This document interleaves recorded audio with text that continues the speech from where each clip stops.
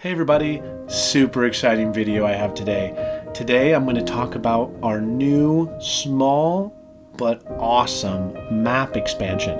It's called the Storehouses Expansion.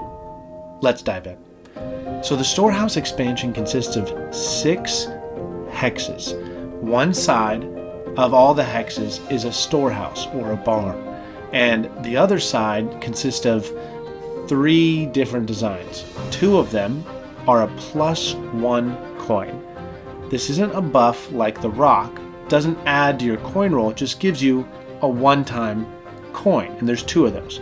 Then the next thing is 2 +3 ranges. This is a buff.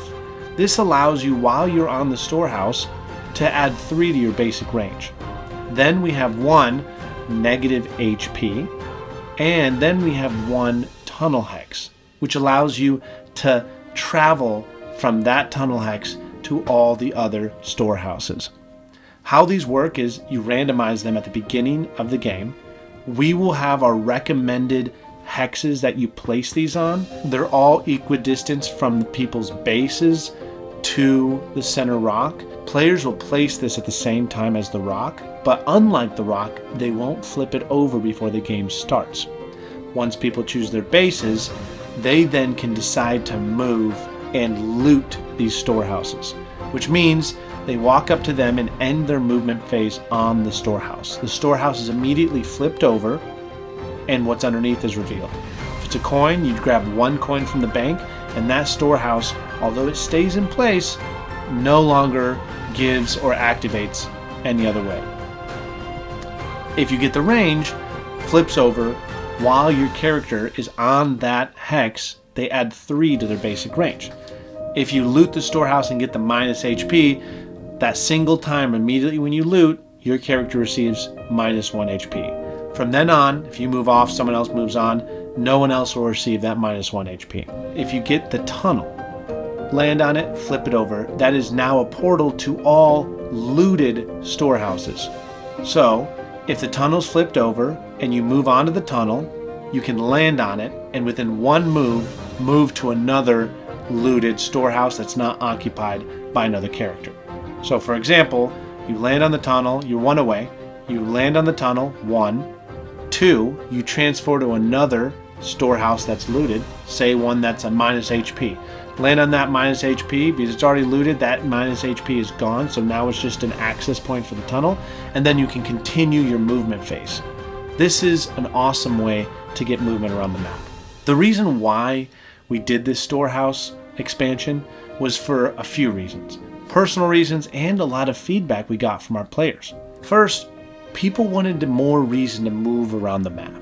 People recommended teleporting or different options like that. We feel like the Storehouse edition totally adds that in without going too extreme. We didn't want to give people access to teleport to the bases of other people, but giving them access to move through storehouses that are halfway to each base totally opens up the strategic movement opportunities when you're playing this game.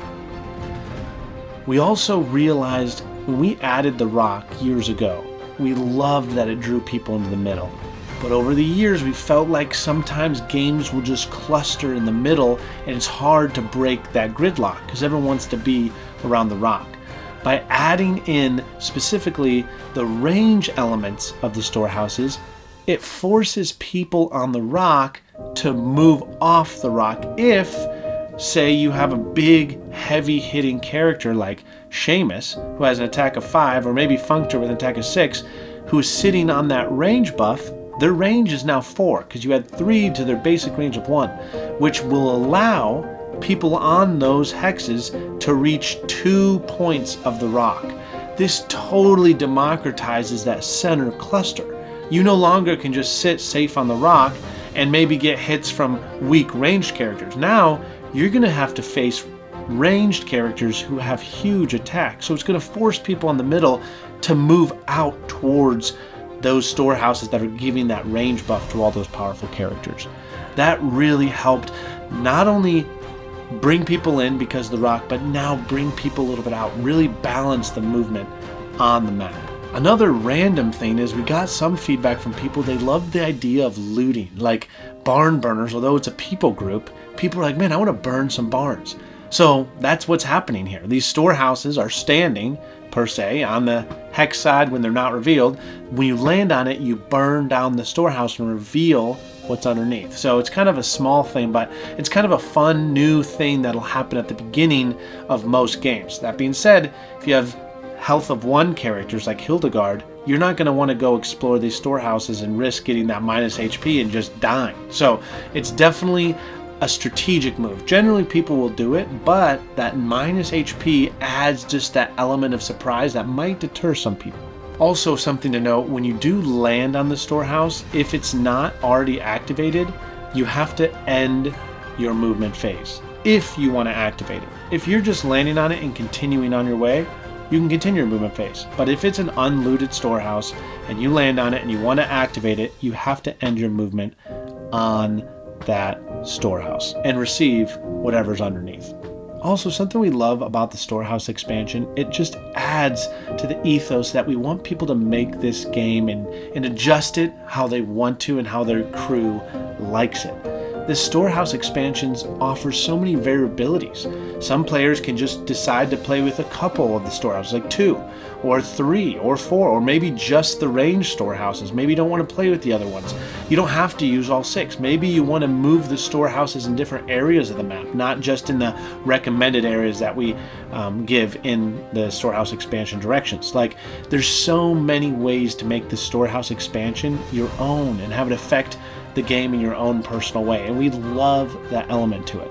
And that leads right into, best believe there'll be a lot of expansions in the future expanding on this concept, interaction with the map, and that could include diplomacy cards that you can get and they will affect the storehouses on the map. Maybe it's resetting them, maybe it's reshuffling the storehouses, maybe it's reactivating some of the perks of the storehouses. So it just opens up a world where we can expand even more, and it really adds a more dynamic movement ability and movement dynamic to our game as it is. So we're really stoked about the storehouses. We think you guys will like it. So far, playtesting has been so positive with the storehouses. Make sure to add the Storehouse expansion when you buy your master set, because it makes the game so much more fun. The Storehouse expansions are really cool. They're simple. It's only 6 hexes, but we wanted to make it feel premium, just like everything in our game. So they're kind of like the bases for the standees, except they're a little bigger,